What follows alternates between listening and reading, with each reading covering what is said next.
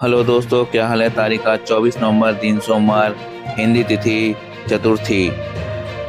आइए अब मुख्य समाचारों में बात करते हैं। देश भर की तमाम बड़ी खबरों पर एक नज़र डालते हैं। नमस्कार दोस्तों, स्वागत है आपका आज की ताज़ा खबरों में। मैं सुंदर आपके पास हाजिर हूँ देश भर की तमाम बड़ी खबरों के साथ। तो चलिए बिना किसी देरी की नज़र डालते हैं आज की बड़ी सुर्खियों पे। खास करके बिहार, यूपी, दिल्ली और झारखंड की उन बड़ी खबरों पे जो आपके लिए जानना बेहद जरूरी है। तो चलिए दोस्तों, बढ़ते हैं पहली बड़ी खबर की ओर, जो कि आ रही है। चलिए खबरों में आगे बढ़ते हैं और नजर डालते हैं आज के प्रमुख सुर्खियों के ऊपर। प्रधानमंत्री मोदी 23 से 25 नवंबर तक दक्षिण अफ्रीका के जोहान्सबर्ग में हो रहे G20 शिखर सम्मेलन में शामिल हो गए हैं।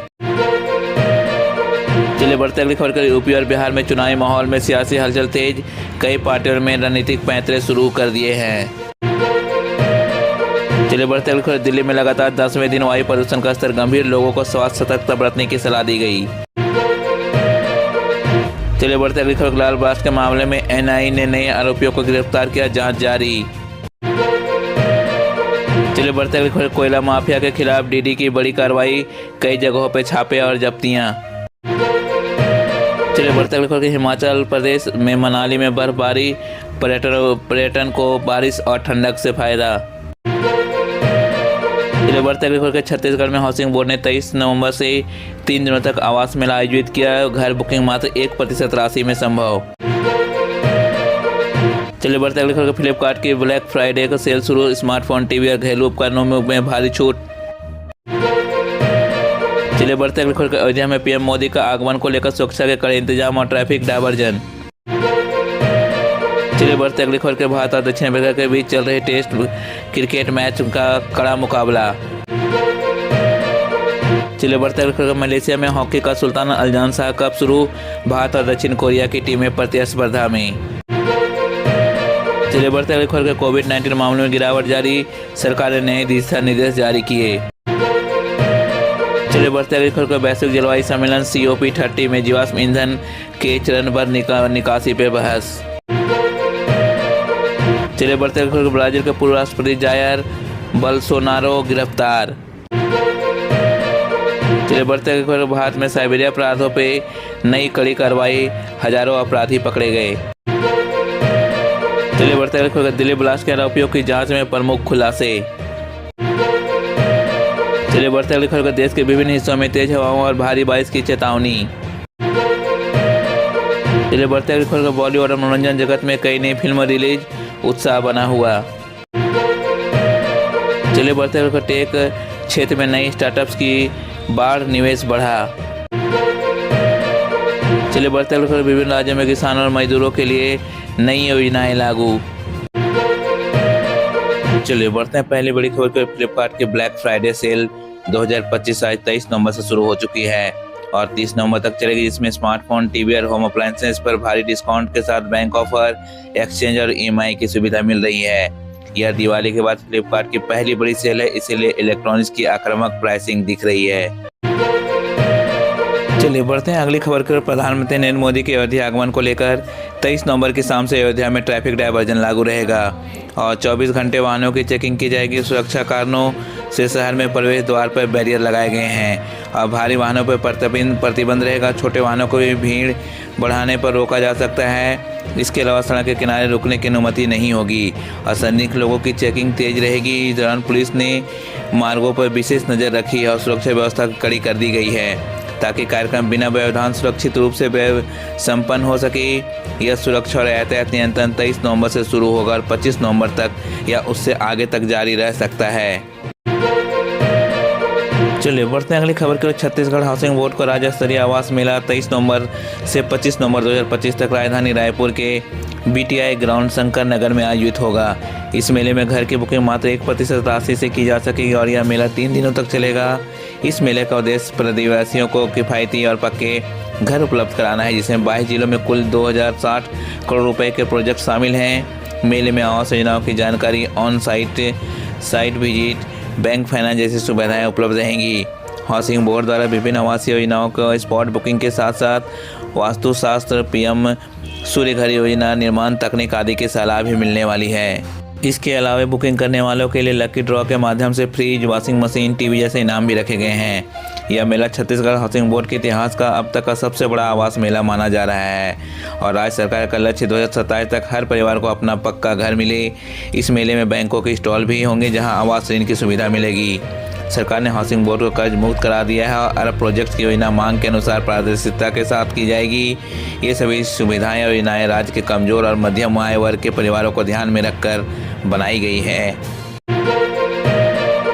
चलिए बढ़ते अगली खबर के भारत के मुख्य न्यायाधीश CJI BR गवई 23 नवंबर 2025 को रिटायर हो रहे हैं। उनका कार्यकाल लगभग 6 महीने और 10 दिन का था। BR गवई सुप्रीम कोर्ट के पहले बौद्ध और दूसरे दलित CJI हैं। उनके 40 वर्षों के न्यायिक करियर में उन्होंने कई महत्वपूर्ण निर्णय दिए हैं, जिनमें अनुच्छेद 370 की समाप्ति का समर्थन और 2016 की नोटबंदी को वैध ठहराना शामिल है। 23 नवंबर के बाद जस्टिस सूर्यकांत भारत के 53वें मुख्य न्यायाधीश के रूप में 24 नवंबर को शपथ लेंगे। चलिए बढ़ते हैं अगली खबर की ओर। जस्टिस सूर्यकांत 24 नवंबर 2025 को भारत के 53वें मुख्य न्यायाधीश CJI के रूप में शपथ ग्रहण करेंगे। यह कार्यक्रम सुप्रीम कोर्ट के इतिहास में विशेष महत्व रखता है क्योंकि उनके शपथ ग्रहण समारोह में 7 देशों के मुख्य न्यायाधीश और सुप्रीम कोर्ट के न्यायाधीश शामिल होंगे। Bhutan, Kenya, Malaysia, Mauritius, Nepal, Sri Lanka और ब्राज़ील के मुख्य न्यायाधीश इस समारोह में भाग लेंगे। यह पहली बार होगा जब इतने देशों के शीर्ष न्यायाधीशों ने भारत के CJI के शपथ ग्रहण समारोह में भाग लिया है। जस्टिस सूर्यकांत का यह शपथ ग्रहण एक अंतर्राष्ट्रीय न्यायिक सहयोग और सम्मान का प्रतीक माना जा रहा है। उनका कार्यकाल लंबित मामलों को निपटाना, तेज करने और न्यायपालिका को अधिक प्रभावी बनाने पर केंद्रित रहेगा। चलिए बढ़ते अगली खबर पर। G20 समिट 2025 जोहान्सबर्ग में प्रधानमंत्री नरेंद्र मोदी ने इटली के प्रधानमंत्री जॉर्जिया मेलोनी से मुलाकात की, जहां उन्होंने पुराने विकसित मॉडल को लेकर विचार व्यक्त किया। इस मॉडल में प्राकृतिक संसाधनों को नुकसान पहुंचाया है और इसे बदलना जरूरी है। प्रधानमंत्री मोदी ने कहा कि वैश्विक विकास को अधिक समावेशी और सतत और न्यायपूर्ण बनाना चाहिए ताकि संसाधनों का सही और न्यायसंगत उपयोग हो सके। मोदी ने G20 समिट के दौरान कई महत्वपूर्ण पहलों पर भी प्रस्तावित की है। वैश्विक पारंपरिक ज्ञान और कॉर्पोरेटिव बनाना, जिससे सतत जीवन शैली के प्रस्थानों को दर्ज किया जा सके। G20 अफ्रीका स्किल्स मल्टीप्लेयर पहल के तहत 1 मिलियन अफ्रीकी प्रशिक्षकों को प्रशिक्षण करना। ड्रग टेरर से निपटने के लिए वैश्विक पहल, जिसमें सिंथेटिक ड्रग्स जैसे फैंटनिल के खतरे पर जोर दिया गया।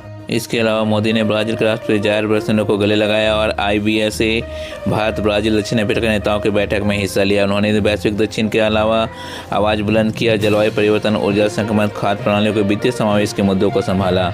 मोदी का यह दौरा अफ्रीका के पहली बार G20 मेजबानी में एक ऐतिहासिक कदम माना जा रहा है, जहां उन्होंने वास्तव में विश्व समुदाय की एकजुटता और समानता पर जोर दिया है।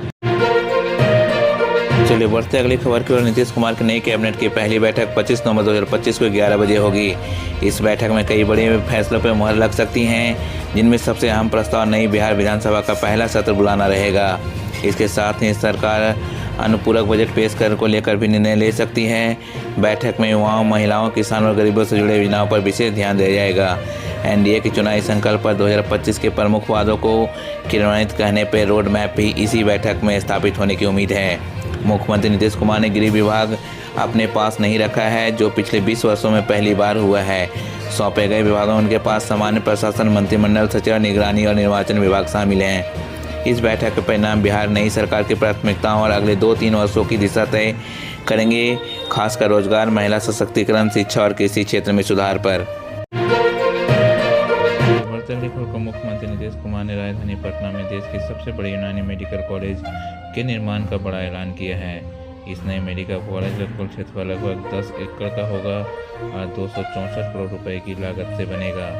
यह राजकीय तिब्बती चिकित्सा महाविद्यालय एवं अस्पताल नालंदा मेडिकल कॉलेज के सेंटर ऑफ एक्सीलेंस परिसर में स्थापित होगा। 200 बिस्तर वाला अस्पताल, 500 क्षमता वाला सभागार, बालक बालिका छात्रावास, अत्याधुनिक सुविधाएं होंगी। इसमें 2 साल के अंदर पूरा करने का लक्ष्य रखा गया है। फिलहाल पटना में पहले से ही तिब्बती मेडिकल कॉलेज, यूनानी मेडिकल कॉलेज संचालित है, जिसमें BUSS और अन्य यूनानी मेडिकल कोर्स पढ़ाए जाते हैं। नया कॉलेज से कुतुबकुआं के परिसर में शिफ्ट कर दिया जाएगा और पुराने भवन को आयुर्वेदिक कॉलेज को सौंपा जाएगा। नीतीश कुमार ने कहा कि बिहार की भूमिका यूनानी चिकित्सा से गहरा नाता रहा है।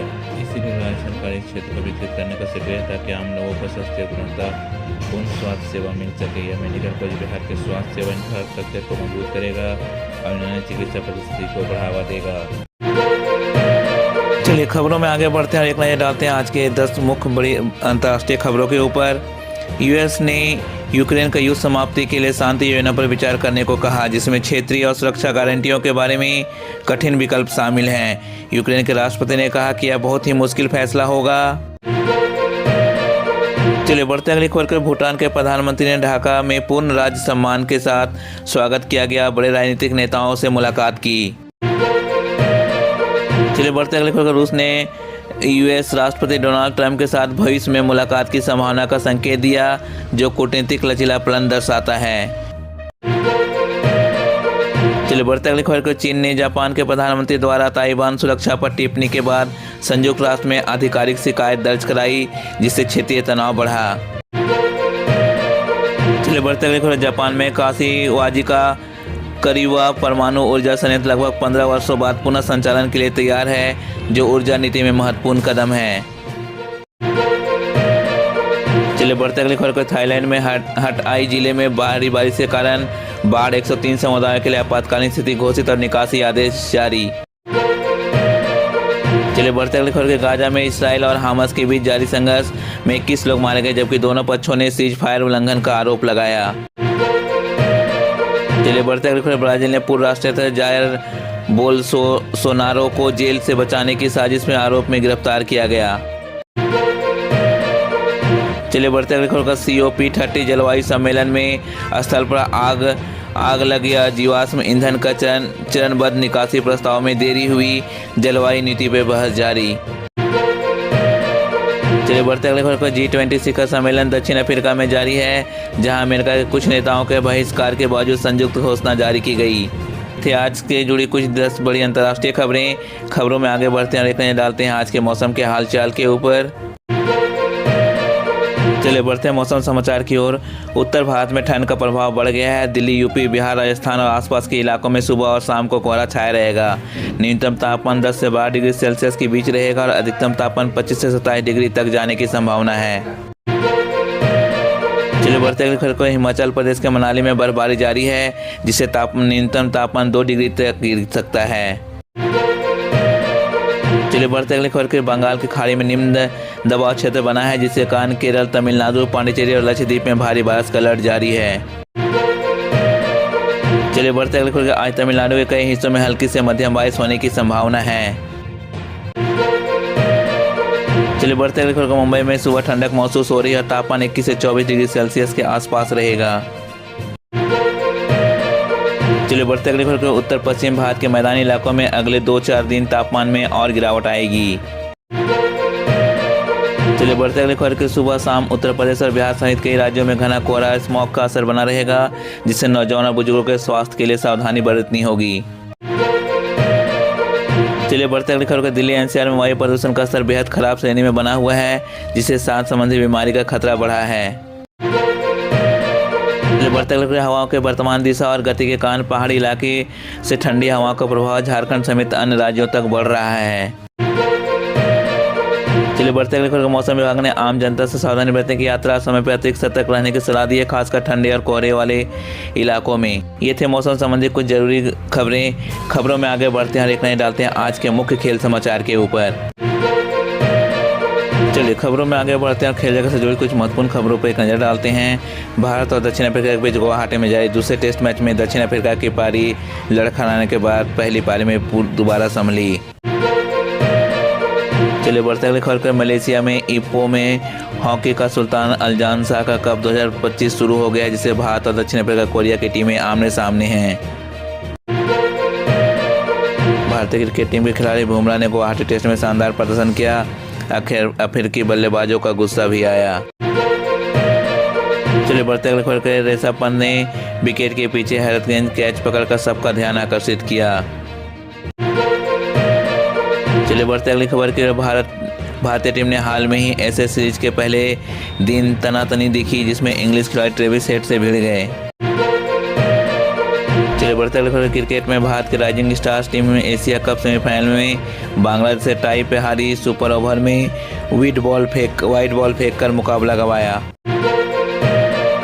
चलिए बढ़ते अगली खबर के भारत और दक्षिण अफ्रीका के बीच अगले महीने एक दिवसीय सीरीज शुरू होने वाली है, जिसमें साउथ अफ्रीका की टीम घोषित हो चुकी है। चलिए बढ़ते अगली खबर की ओर। भारतीय टेस्ट टीम के कप्तान बनाए गए ऋषभ पंत के नेतृत्व में टीम में सुधार की उम्मीद जताई जा रही है।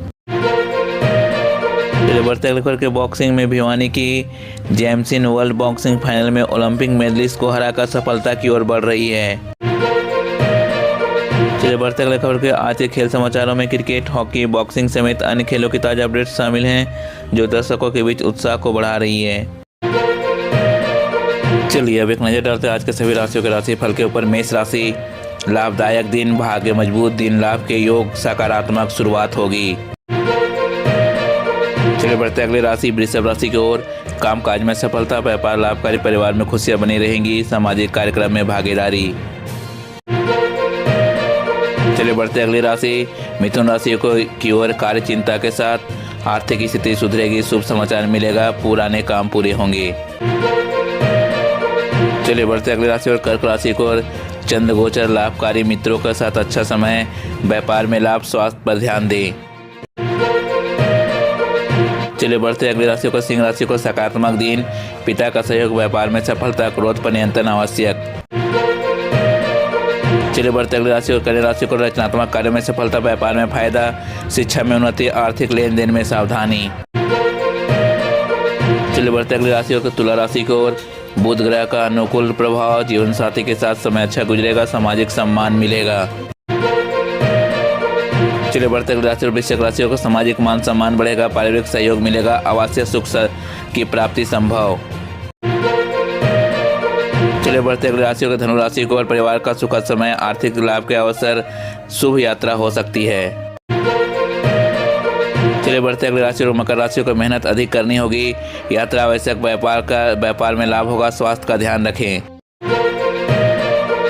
चलिए बढ़ते अगली राशि और कुंभ राशि को। और धैर्य से कार्य में सफलता, पारिवारिक सहयोग, सामाजिक सम्मान मिलेगा, व्यापार में लाभ। चलिए बढ़ते अगली राशि और मीन राशि को। भावनात्मक उथल पथल, स्वास्थ्य का ध्यान, शारीरिक एवं मानसिक तनाव हो सकते हैं, संयम बनाए रखें। ये थे आज के सभी राशियों का राशिफल। आशा करता हूँ आपका दिन शुभ रहे। खबरों का सिलसिला यहीं समाप्त होता है। इसी तरह से देश दुनिया की तमाम बड़ी खबरें, स्पोर्ट्स न्यूज, मौसम संबंधी जानकारी, राशिफल आदि सभी जानकारियों को देखने के लिए अभी हमारे चैनल SVTO ऑफिशियल को सब्सक्राइब करें। सब्सक्राइब करने के साथ साथ बेल आइकन को जरूर प्रेस कर दें, ताकि इस तरह की जो भी वीडियो मैं लेकर आऊँ उसकी नोटिफिकेशन आप तक यूँ ही आती रहे। तब तक के लिए आपको नमस्कार, बाय बाय, जय हिंद, जय भारत।